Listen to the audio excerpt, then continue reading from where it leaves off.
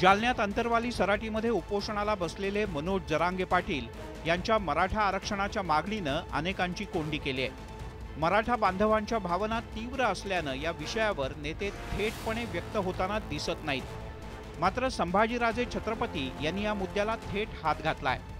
Court आणि कायद्याचा प्रश्न त्यांनी सरकारलाच विचारलाय।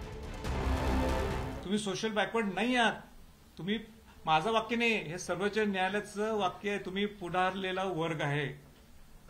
आता ही तुम्हाला हे दोन शब्द बदलावे लागतील आणि मराठा समाज हा सामाजिक आणि शैक्षणिक मागास आहे, हे लाईन यायला लागते आणि मग सगळ्या पुढच्या गोष्टी आहेत। मराठ्यांचं सामाजिक मागासलेपण सिद्ध करण्यासाठी पुन्हा नवा स्वतंत्र मागासवर्ग आयोग गठीत करण्याची मागणी संभाजीराजे छत्रपती यांनी केली, तर उपमुख्यमंत्री अजित पवार यांनी या विषयावर सावध प्रतिक्रिया दिली। त्यांना ते पटलं पाहिजे।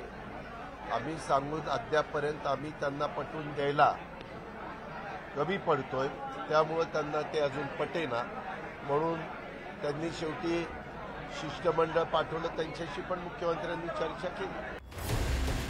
कोर्टात योग्य प्रकारे बाजू मांडली गेली तर मराठवाड्यातील मराठा बांधवांसाठी सरसकट आरक्षणासाठीचं परिपत्रक कायद्याच्या कसोटीवर टिकू शकतं, असाही दावा करण्यात आलाय।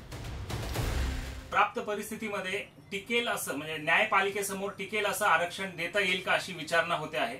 योग्य कायदेशीर सल्ला आणि अचूक मांडणी जर का केली तर अशा प्रकारचं आरक्षण परिपत्रक काढून देखील देता येणं शक्य आहे असं मला वाटतं।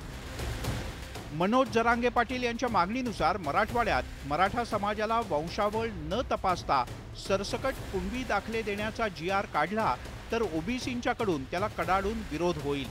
त्यामुळे मराठा समाजाला कायदेशीर आरक्षण मिळावं यासाठीच प्रयत्न होणं गरजेचं आहे। चंद्रकांत फुंदे, न्यूज 18 लोकमत, पुणे।